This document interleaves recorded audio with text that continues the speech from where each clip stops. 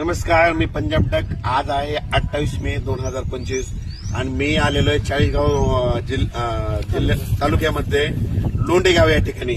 आणि तुषार कृषी केंद्र या ठिकाणी शेतकरी मेळावा इन्व्हेज कंपनीने ठेवला होता. आणि त्या ठिकाणून खास करून उत्तर महाराष्ट्रातल्या शेतकऱ्याला अंदाज देणार आहे. उत्तर महाराष्ट्रातल्या शेतकऱ्याला सांगू इच्छितो, कारण की मी उत्तर महाराष्ट्रामध्ये म्हणून सांगतो की तुमच्या उत्तर महाराष्ट्रामध्ये आता आज 28, 29, 30 आणखी 3 दिवस पाऊस पडणार आहे. त्याच्यानंतर 31 मे पासून ते 5 जून पर्यंत हवामान कोरडं राहणार आहे, सूर्यदर्शन होणार आहे. म्हणून हा अंदाज लक्षात येतो.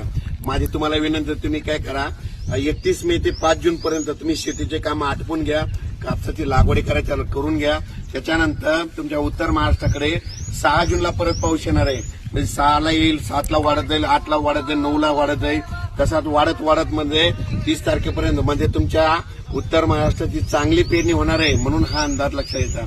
पण आता राज्यातल्या सर्व शेतकऱ्याला सांगू इच्छितो, हा अंदाज चाळीसगाव तालुक्यातून लोंढेगाव या ठिकाणाहून देत आहे. तर या ठिकाणून राज्यातल्या शेतकऱ्याला सांगतो, तुम्ही काय करा, आणखीन आपल्या राज्यामध्ये महाराष्ट्रामध्ये पूर्व विदर्भ, पश्चिम विदर्भ, दक्षिण महाराष्ट्र, उत्तर महाराष्ट्र, कोकणपट्टी, खानदेश, मराठवाडा जवळपास 30 मे पर्यंत भाग बदलत दररोज पाऊस पडणार आहे. मुसळधार, कुठं वावणे, कुठं रिमझिम. त्याच्यानंतर 31 मेला लगेच वारं सुटणार आहे.